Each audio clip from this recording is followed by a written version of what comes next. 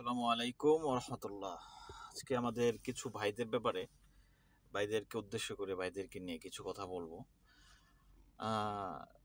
স্বৈরাচার যখন পালালো তখন সাথে সাথেই একটা প্রাকৃতিক দুর্যোগ আসে। এই ফেনী পার্বত্য এলাকার যে বন্যা, সেটা। তারপরে আবার বিভিন্ন জায়গায় সাম্প্রদায়িক হামলা করে যারা বর্তমান এই সরকার, অন্তর্বর্তীকালীন সরকারকে প্রশ্নবিদ্ধ করার জন্য বিভিন্নভাবে সাম্প্রদায়িক হামলা করে গিয়েছে, এটা সকলেরই জানা। আর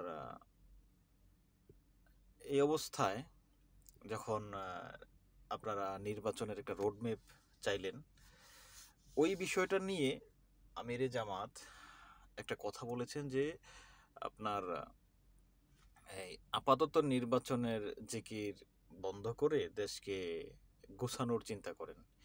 এই কথাটা নিয়ে দেখলাম সোশ্যাল মিডিয়ায় অথবা আপনাদের দলীয়ভাবে নানানভাবে এটা নিয়ে আপনাদের আলোচনা সমালোচনা হচ্ছে। আলোচনা সমালোচনা হবে, এটা রাজনৈতিক অধিকার।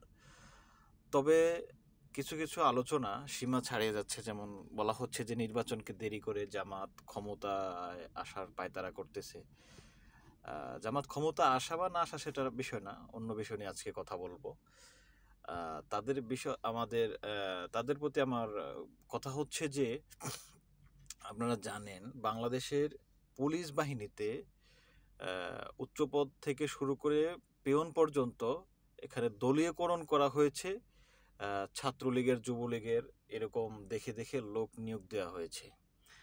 আপনাদের পুলিশ বাহিনী এখনো মানে দলীয়করণ থেকে মুক্ত নয়, নিরপেক্ষতা পাওয়া যাবে এরকম কনফিডেন্স এখনো পুলিশ বাহিনীতে তৈরি হয়নি। তারপরে ধরেন সেনাবাহিনী দেশের গুরুত্বপূর্ণ একটা অংশ, সেই জায়গাটাও প্রশ্নবিদ্ধ। সেখানে আপনার দলীয়করণ থেকে মুক্ত হয়নি, বরং আবার ওই দিন যে আনসার বাহিনীর ঘটনাটা হয়েছে সেটা থেকে যদি আপনার দৃষ্টান্ত নেন তাহলে নিতে পারেন। কারণ হচ্ছে যে আপনার আনসার বাহিনী তাদের দাবি হচ্ছে তাদেরকে সরকারিকরণ করতে হবে, আরও বিভিন্ন দাবি আছে। তাদের দাবি মেনে নিয়েছে শিক্ষার্থীরা, বলেছে যে ঠিক আছে, এটা দেখব আমরা, এটা দেখার প্রতিশ্রুতি এবং তাদেরকে আশ্বস্ত করেছে। করার পরেও 2-3 দিন আন্দোলন করতেছে। কেন করতেছে তারা নিজেরাও জানে না। আন্দোলন ভিন্ন খাতে নেওয়ার জন্য এটাকে দীর্ঘায়িত করা হলো। তারপরে কিছু সংখ্যক ছাত্র সেখানে গিয়েছে, যাওয়ার পরে তাদের মার খেতে হয়েছে। আনসার বাহিনী মারমুখী অবস্থানে গিয়েছিল। পরবর্তীতে ছাত্ররা মিলে, সমস্ত ছাত্রদের ঐক্যবদ্ধতায় আনসারদেরকে হটাতে সফল হয়। তো এখন আমার প্রশ্ন হচ্ছে আপনাদের কাছে, একটা দেশের আপনার কোনো কিছু হলে এটাকে পুলিশ প্রশাসন ট্যাকেল দেবে, পুলিশ প্রশাসন দেখবে।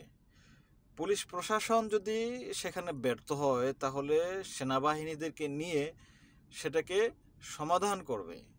কিন্তু পুলিশ বাহিনী যায় নাই, আপনার সেনাবাহিনীও যায় নাই, এটাকে ছাত্র জনতা এটাকে প্রতিহত করতে হলো। কেন ছাত্র জনতা কেন যাবে? পুলিশ প্রশাসন কি নাই? তাদের কাজ কি? অকারেন্স কোথায় সমস্যার সৃষ্টি হলে সেটা কি ছাত্রগণ দেখবে নাকি পুলিশ প্রশাসন দেখবে? প্রশাসনিক কাজ তো পুলিশ করবে। সে জায়গায় পুলিশ যায় নাই, সেনাবাহিনী তাদের নীরব ভূমিকা পালন করেছিল। এটা দেখে অবস্থা কি বোঝা যায়? যদি সামান্যতম যদি একটু সুযোগ পেত তাহলে তারা অবস্থা বুঝে সরব হতো। এই অবস্থায় সামান্য একটা আনসারদের একটা ব্যাপার নিয়ে পুলিশ সেনাবাহিনী সেখানে তাদের অগ্রগামী কোনো ভূমিকা নাই। সেই জায়গায় যদি নির্বাচনের মতো একটা গুরুত্বপূর্ণ একটা কাজ দেয়া হয়, সেই জায়গায় আপনি পুলিশ বাহিনী, সেনাবাহিনী, তারপরে আরও যত আইন শৃঙ্খলা বাহিনী রয়েছে তাদের থেকে কি আপনি নিরপেক্ষতা আশা করতে পারেন? কখনো না। তো সেই বিষয়টা নিয়েই আমিরে জামাত বা আমরা যারা জামাত ইসলামী জামাত ইসলামী করি, তারা এটা বলতে চাচ্ছে যে না, আপাতত দরকার নেই।